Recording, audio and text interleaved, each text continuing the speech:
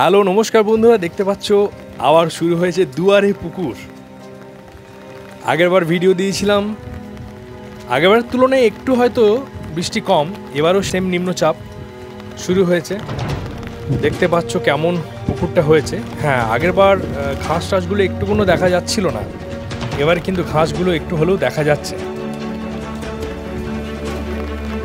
ওয়েদারটা দেখো, সব সময় বৃষ্টি কন্টিনিউয়াসলি পড়েই যাচ্ছে। 2 দিন ধরে 3 দিন ধরে বাড়ি থেকে বেরোতে পারেনি, ঘরের মধ্যেই থাকতে হচ্ছে, এমন অবস্থা।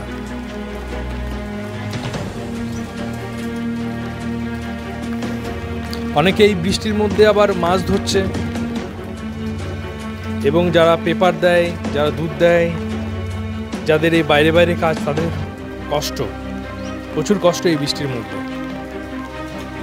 কেউ হয়তো খুব এনজয় করছে এই বৃষ্টিটাকে, কারু খুব কষ্ট হচ্ছে এই বৃষ্টির মধ্যে।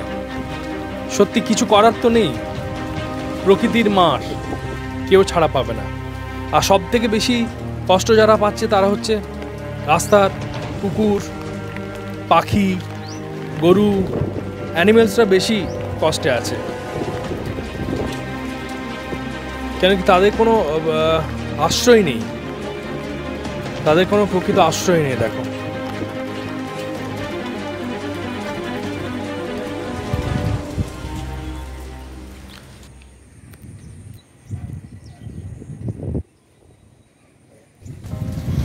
তোমরা দেখতে পাচ্ছ জলে আওয়াজ কত, মানে এই পার থেকে ওপারে যখন জলটা যাচ্ছে, জলের আওয়াজ এবং জলের স্রোত দেখো।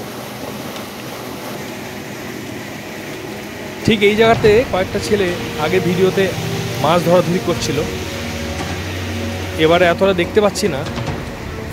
হয়তো বৃষ্টি আরও যদি বাড়ে, আরও যদি জলের পরিমাণ বাড়ে, সেই ক্ষেত্রে হয়তো তারা মাছ ধরতে আসবে, ছাতা নিয়ে মাছ ধরবে। তাদের কাছে এটা খুব আনন্দের, বৃষ্টিতে ভিজে মাছ ধরবে। কিন্তু আমাদের পক্ষে এত আনন্দের হয় না, কারণ আমরা যদি একটু বৃষ্টিতে ভিজে যাই, আমাদের ঠান্ডা লেগে একদম একাকার হয়ে যায়। তো বন্ধুরা, কারা এনজয় করছো দেখো এই দুয়ারে পুকুর প্রকল্প। আর আমি সকাল সকাল চা খেতে দেখছিলাম আর তোমাদের জন্য ভিডিও করছিলাম। গরম চা, কি করব।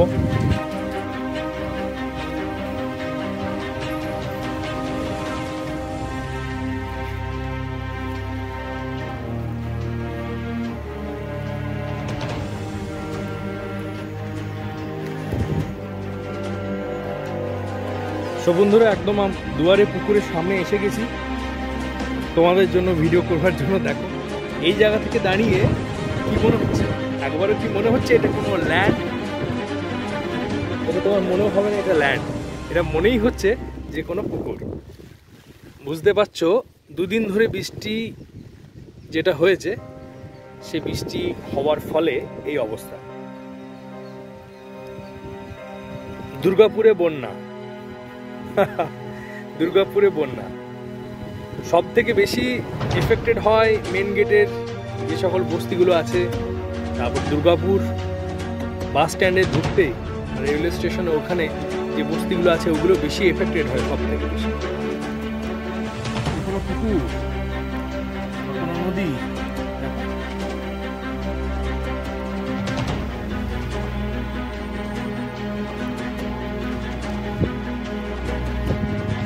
অবশ্যই ভিডিও ভালো লাগলে শেয়ার করবে।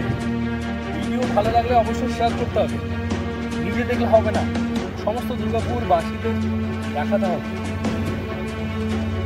তাদের আশেপাশে বাড়ির কাছাকাছি কোনো পুকুর নেই, তারা পুকুরের স্বাদ মেটাবার জন্য এই জায়গাগুলো তাদের জন্য যথেষ্ট। অসাধারণ লাগছে। একটা ছোট্ট নৌকা কিনে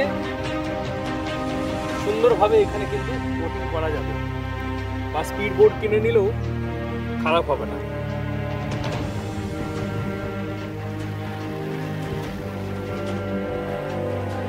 চলো এবারে বাড়ি ফিরে যাই,